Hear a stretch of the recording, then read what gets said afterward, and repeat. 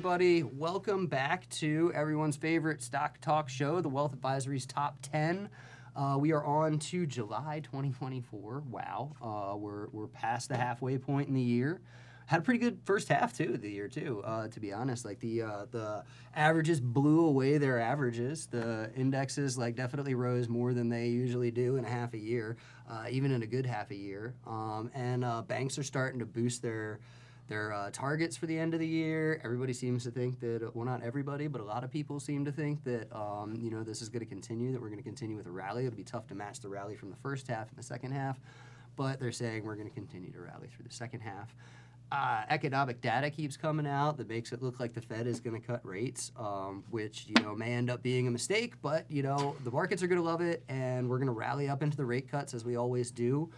They're still betting on two this year pretty heavily. Definitely one come in September is the big, I think it's 70 or 80% of probability that we're going to get one then, and then they're still betting on 40 to 50% probability for another one coming after that. Should be interesting, especially with a presidential election that promises to be very interesting. We'll be releasing this right after the first debate. The first debate's tonight, the day that we're filming this. That should also be interesting. That'll be interesting. There's an undersell. It'll be interesting. Oh my goodness. I'm reminded of that movie Idiocracy. Oh, sure. But we won't go there because we're not here to talk politics. We're here to talk stocks. Yeah. And stocks have been really interesting. I mean, the markets have been volatile. And this is funny because back when the markets were just going up, all sorts of traders all over Twitter and stuff like that were like, oh man, we need some volatility so we can make some money. Now all of those people are silent because they got the volatility and I don't think they're making money. But we had some really good stocks. I shouldn't say Jason had some really good stocks. I had some terrible ones, and I apologize for those, which I don't normally apologize, but, my logic seemed sound, but the market didn't agree, and, the market remained irrational longer than you can remain solvent, so we'll move on from those ones. We'll replace them, but Jason had a great month. He had a couple of stocks going up double digits. The rest of them basically, gaining in the single digits. His average beat the market. My average dragged us down, so we matched the Dow, I think. But the S&P and the NASDAQ, I mean, with NVIDIA powering them. I was reading something the other day, and they were reminiscing about an old expression that when Detroit sneezes, the entire country gets a cold. Back when the big three was just the powerhouse of the American economy and the U.S. auto industry, and if Detroit had a problem, the whole country was going to have a big problem. And that seems to be how NVIDIA goes these days, is when NVIDIA sneezes, the country gets a cold. So NVIDIA goes down, the S&P goes down, the NASDAQ goes down more because NVIDIA is a bigger piece of the NASDAQ. NVIDIA goes up, same thing happens. So it's an interesting market. We'd like to see a little bit more breadth out there, but we're happy to see, gains coming in on the portfolio stocks. I was telling Jason before we started recording today that I was on my way in listening to Bloomberg Radio, because, that's how I like to spend my free time, is listening to Bloomberg Radio, because I'm exciting like that. And anyway, they had an expert in. She's the founder and head of the largest female-run PE firm in the U.S. They've got, several $1 billion of assets under management. And anyway, all she could talk about was a commodity super cycle that's just getting started. And, that's something that we've been telling you guys about for several years now. It's definitely underway, but we're still in the early innings. We're going to talk about it more in this month's video. But, it's definitely something that's underway. You're looking at uranium, gold, copper, lithium. This is sort of driven by AI. AI uses tons of power. It also uses tons of fresh water, too. Nobody's really paying attention to the water issues yet, but that'll probably come in the future. That's another commodity, technically. Sure. But AI uses tons of power. The electric transition is going to use, tons of lithium, tons of copper. We're going to need gold for it, silver, all of those things. It's also very carbon intensive, right? The energy transition is super carbon intensive. China last year had a bigger electric car market than it's ever had. More people driving electric vehicles. Their demand for gasoline actually fell throughout the course of the year, but their demand for hydrocarbons went up. Hydrocarbons are coal, oil, natural gas, right? So we need those hydrocarbons to aid in this transition. And an oil guy is going to tell you, forget renewable energy, you just need oil, but we don't have enough oil, coal, and natural gas to power the world. And, you know, like some of the climate nuts are going to be like, forget oil and gas, we can't use it anymore, just renewable energy. Well, even with nuclear in the mix, we don't have enough renewable energy to do that. Right? We just can't power the global economy with just one or the other. We're going to need both. And the word she used was kaleidoscopic. Interesting. Really That's a good word for it. That's a really fancy word for it. It is a very fancy word. That's a $10 word. It is. It's not a word that I would use. It's maybe a word that I learned for the SATs. I think we would have called that an SAT word when I was a kid. But yeah, kaleidoscopic. And I thought that was a great way to describe it and explain it. And that's sort of, you know, what we've been trying to get at this whole time. But Sure. she put it really well in just one word. Yeah. Kaleidoscopic. So anyway, with that, you know, I just wanted to give you a little update on our investment thesis and let you know that there are other people out there that, you know, manage a lot more money than we do who agree with us and are basically saying the exact same things, but with prettier words. So with that, let's get into the top 10 for the month. As I always do, I'll remind you, if you're watching on YouTube, we're going to do our first 4 picks, and then we're going to cut that off because this is a service that we provide for our paid subscribers. We don't feel it'd be fair to give away something for free that we charge people for access to. So we're going to give you the first 4, but then we're going to reserve the last 6 for them. But if you'd like to join us, it's not very expensive to become a member. We'll put a discounted link in the description below the video. Just click it. It'll take you to an offer.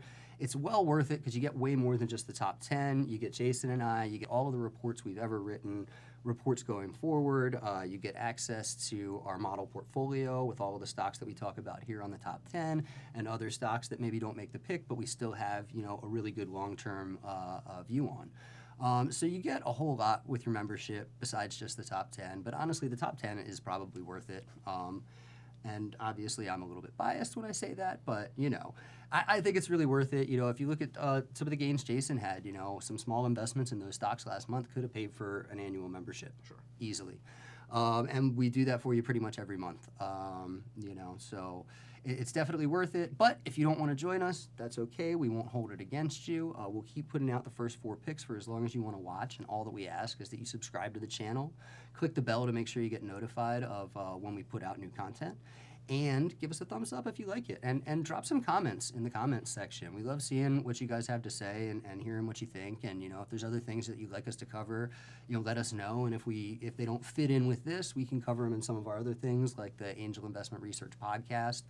You should definitely check those out. Jason just did one recently. I did one a couple of weeks ago. I'll probably be doing another one soon. So really keep an eye. There's a lot of good content out there, so make sure you subscribe, make sure you hit that bell, and make sure you keep watching.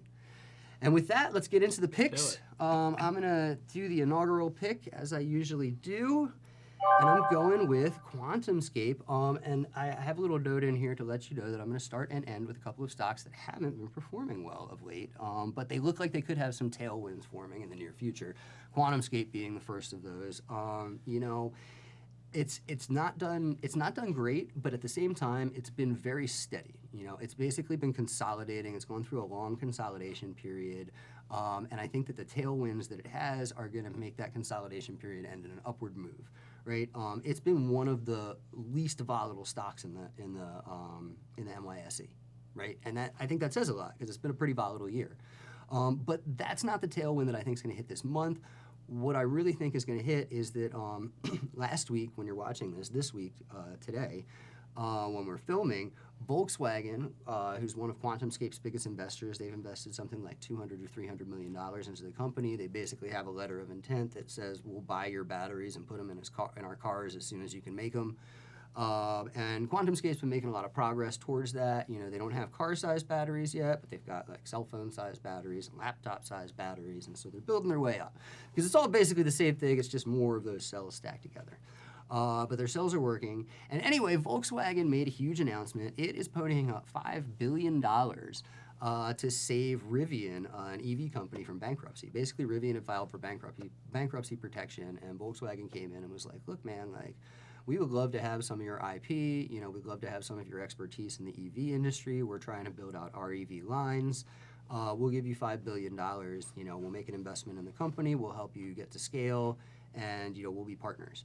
And so, that's me, like, coming up with a conversation that they had in my head. But it had to go something like that. And anyway, like, the details of the agreement haven't really been fully revealed, which is why I'm pointing out that that's me making up the conversation in my head there. But I'm thinking there could definitely be a place in this joint venture for QuantumScape's batteries. Volkswagen has a big investment in QuantumScape, in this battery company. Now they're making a huge investment in this EV company. They have their own EV line. I really think that, there's going to be an announcement coming up that they're going to say that, Rivian's agreed to be like the demo for, like the U.S. demo for QuantumScape's batteries or something like that. I think that's really going to stir up a lot of investor interest in QuantumScape. And so I'm going to make it my first pick for this month. This is a very speculative position, but it could really pay off. So QuantumScape, ticker symbol QS, for my first pick this month. And with that, let's see what Jason's got for All us. right. It probably is a lot more reasonable than what I had. Well, it wouldn't be me if I didn't sneak a defense contractor in here early, and we are going with Lockheed Martin this month. And I'll tell you why. I mean, I could talk about a lot of things here.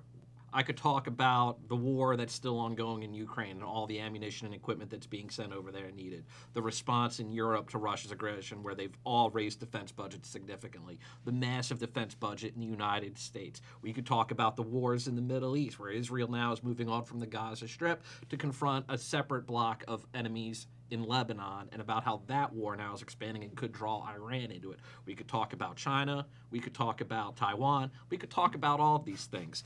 But that's not the only thing driving Lockheed Martin. What I want to talk about today is space, their space business, because they just signed a $2.3 billion contract with NASA and the National Oceanic and Atmospheric Administration, NOAA. Basically, they do climate forecasting, weather satellites, all that stuff. So it's a $2.3 billion for basically weather satellites to go up.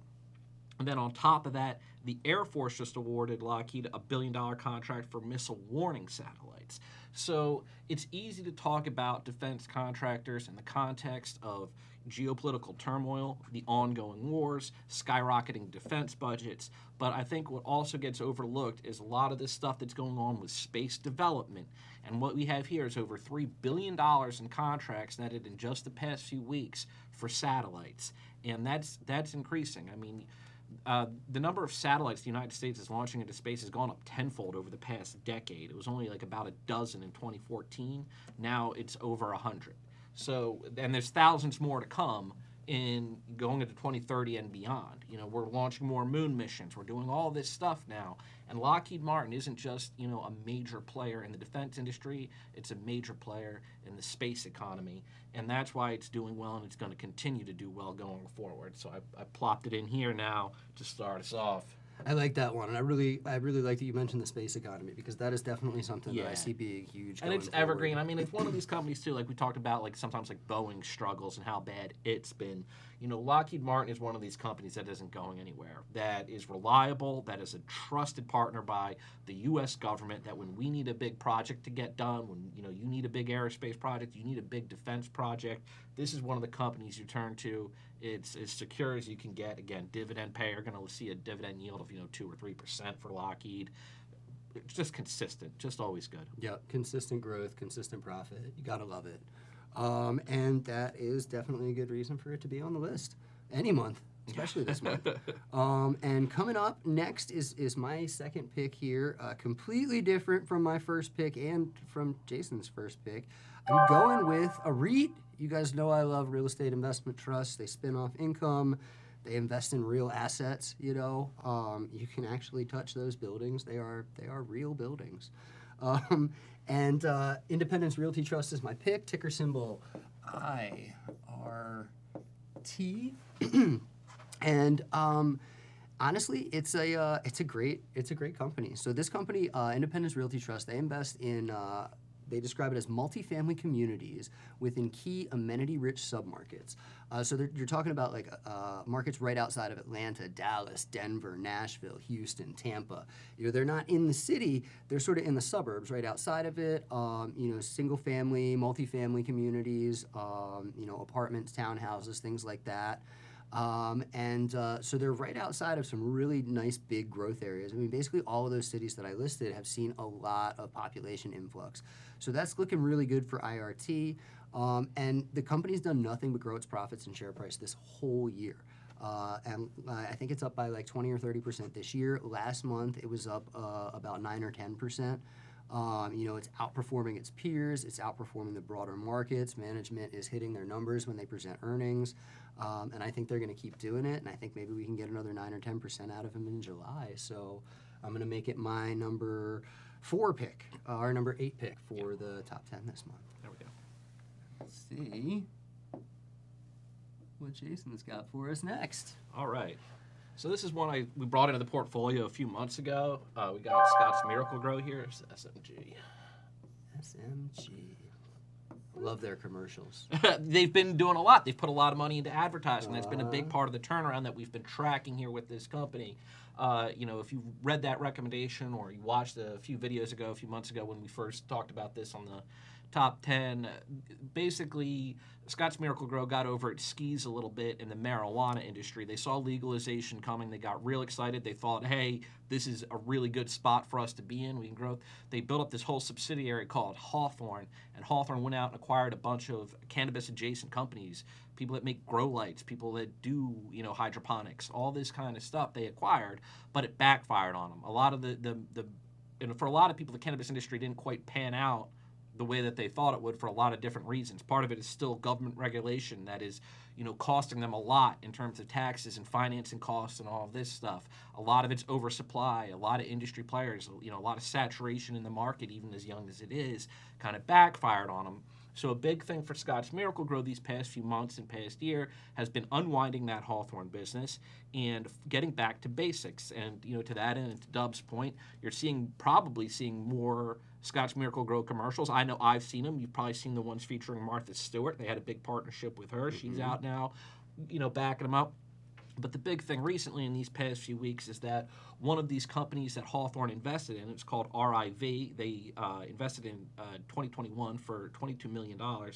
And now it is being basically merged with a separate marijuana company called Consortium is taking a controlling interest in the company. And what that's going to do for Scott's Miracle Grow is alleviate $175 million of their debt. And that's a big thing for them. That's good. That's what they have to be doing right now is reducing that debt burden, unwinding all of that debt that they picked up, acquiring these marijuana companies, spinning off their interest, narrowing it down, and fixing their balance sheet and getting right and getting profitable again, and that's what they're doing. So this is another big step for them. Stock's up 3% in the past month. They had a strong quarter as we expected they would. Revenue $1.5 billion, earnings per share of $3.69, beat analyst estimates at $3.40. So they've been on the comeback trail for a while.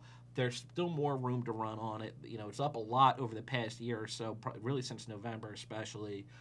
It's kind of plateaued a little bit these past few months around the time that we've recommended it. But as we get through the back end of this year, I think you're going to see the rest of this recovery take root, so to speak, and we're going to get, a strong close for Scott's Miracle Grow. I love a well-placed pun. Man, do I love a well-placed pun. And, I totally agree with you on the Scott's Miracle Grow. And I think, folks who have been with us for a really long time and remember when we had this in the portfolio, we added it long before the cannabis boom. Rode the cannabis boom, right. Took profits, and got out. But the stock had probably dropped a little bit from its peak, but before it, really dropped off. But like Jason said, they're getting back to basics. I've seen interviews with the founding family. Yeah. And they are serious. They don't want to sell like great grandpa's business. Yeah. And I get he's it. a colorful guy. The owner of Scott's Miracle Grow is a colorful. If you look him up, folks, he's an interesting fella. But that is a family business, and it goes back to the Civil War era. Scott's Miracle Grow, so it's been around a while. Yep. And they are adamant about turning things around, and they realized their mistakes. Yeah. They showed a lot of candor in the interview. Sure. And I appreciate that. When you commit when you're wrong, that's a big Yeah. thing. And they're really doing great things. And I think folks will also remember that their second and third quarter reports are usually just phenomenal. Yeah, because that's when people are really spending money on their products here. So those are always really big ones, and we usually get a big bump after that. So Sure. the plateau should hopefully end, and we'll keep going uphill. Yeah. Yeah. All right, guys. Well, those are our first 4 picks. So we're going to go ahead and do a little recap. And then, as I said, we're going to cut things off for those of you on YouTube. But we highly recommend that you get a subscription, that you join us as full-fledged members of the Wealth Advisory. It comes with a lot more value than just the top 10, but of course it comes with the top 10, which is very valuable in itself. And so let's go ahead and do our recap, and then we'll move on and let you guys move on too. Coming in at number 10, my first pick, QuantumScape. Like I said, this is a really speculative one. I think that Volkswagen and Rivian are going to make an announcement that QuantumScape's batteries are going into the vehicles in the near future. I think that's going to drum up some interest in QuantumScape. Rate cuts also. It's a smaller cap company, so rate cuts would definitely benefit it. Coming in at number 9. Yeah, there's never been a better time to be a defense contractor. I mean, very rarely. I mean, it may be World War II, but it's definitely the best, most profitable environment since the Cold War era, for sure, for defense contractors.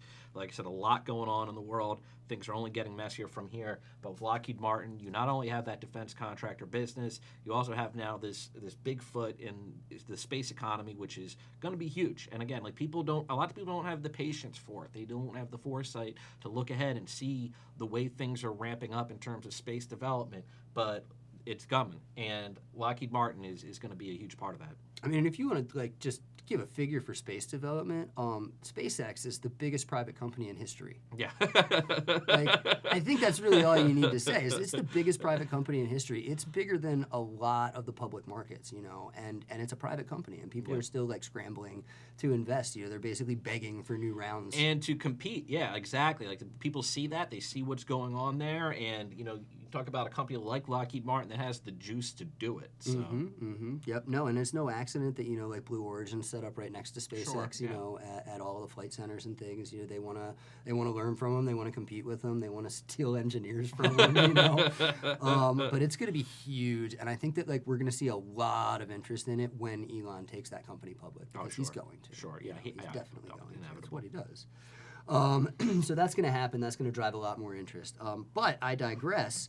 Our number 8 pick is Independence Realty Trust, IRT. It's just been doing really well. It's got assets and properties in some of the best markets in the country.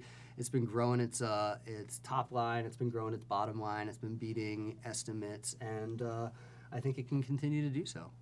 And then coming in at number 7. Yeah, Scott's Miracle-Gro on the comeback trail here. Like I said, this debt reduction it's just significant. I mean, it's not a ton of money, but $175 million, it's nothing to sneeze at. No, and the more good. their balance sheet improves, and when you see their next quarterly statement, and analysts in Wall Street see their next quarterly statement, and they see their cash balance, and they see the debt reduction, and they see that all in black and white, I think the stock's going to go higher on that. Oh, definitely. And you're going to have analysts boosting their estimates, too. I mean, with a company doing that well, they've got to. Yeah, I mean, they have the plan out, it's the execution, and so little steps like this are the execution of the plan. That's proof in the pudding. And there you go, folks. Those are our first 4. So as I said, we're going to cut this off for you guys watching on YouTube. But if you want to join us, there's a link to a discounted membership in the description below the video. I highly recommend you join. You don't just get the top 10. You get access to our model portfolio, all our reports, all of our research, past, present, and future, for as long as you want to be a member. It's a really great deal, so I hope you join us. If not, like I said, we'll keep doing this. We won't hold it against you. Just subscribe to the channel, hit the bell, make sure you get notified. Check out the other content that we've got on the channel too. And drop us some comments, give us a thumbs up. I mean, preferably no thumbs downs, but if that's how you feel, be honest. But give us some comments, we love to hear from you. I try and answer them as often as I can, and if we feel that they, warrant coverage in the videos, we'll cover them in the videos, and you can have 15 minutes of fame on our YouTube channel. All right, so as always, thanks for watching, guys. Have a great month, and we'll see you next month.